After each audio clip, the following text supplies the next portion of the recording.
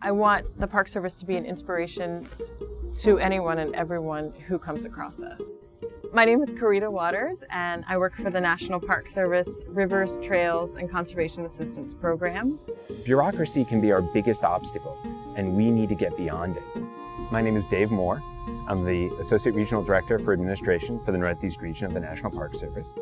I believe great people, good data to make informed decisions, and a common sense approach is a recipe for success. My name is Lizette Richardson, and I'm the Chief of Maintenance and Engineering at Lake Mead National Recreation Area.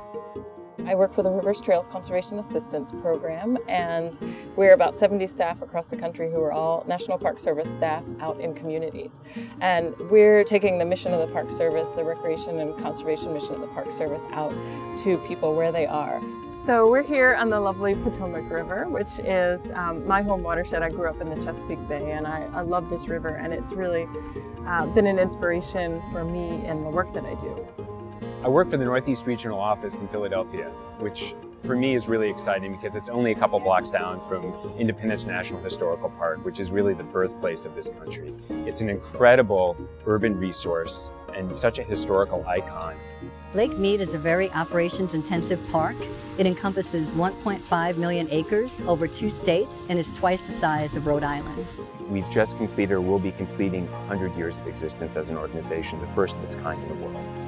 And to think about that history and what we have and that legacy that we're inheriting, it's rich, it's diverse, there's so much there that from a basis for us to launch into the next 100 years is incredible. The decisions I make for one project, whether it's a rehab of a restroom or a road design realignment, those decisions are going to be lasting in a legacy for the Park Service over the next 100 years.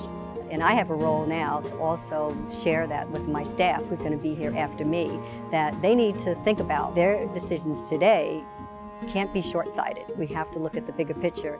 We love the parks, and we love being in the parks, and we love the mission of the Park Service. And it's what helps us get up and do the work that we do. And in the second century, we have this great opportunity to let more people know about it and make that connection to it, and hopefully helps all of us as a nation have a connection to one another and to our country.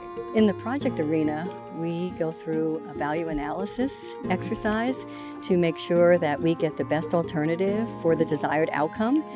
I think we need to apply that in a bigger picture when we're looking at different ways to do business and say, you know, is the value added for the park, and is it valued added to the Park Service overall? I think those are key questions that the current and future generations are expecting us to answer as we look forward to the second century. It's an honor to be a part of this call to action because it's giving us an opportunity to talk about and really think about where we want to go.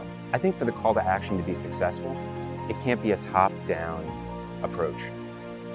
Employees need to feel connected to it. They need to take this, they need to feel that they're empowered. So it's not just about interpretation, it's just not about maintenance, it's not just about natural resources, it's the combination across all of that. And it's also within our regional offices, and it should be within our Washington office as well. All of those employees have great ideas. How can we make things more efficient? How can we improve our processes? The success of this organization has never been because we have just such great managers. We've had good leaders that have empowered our employees to think differently, to take risks. And that's what we need to do here.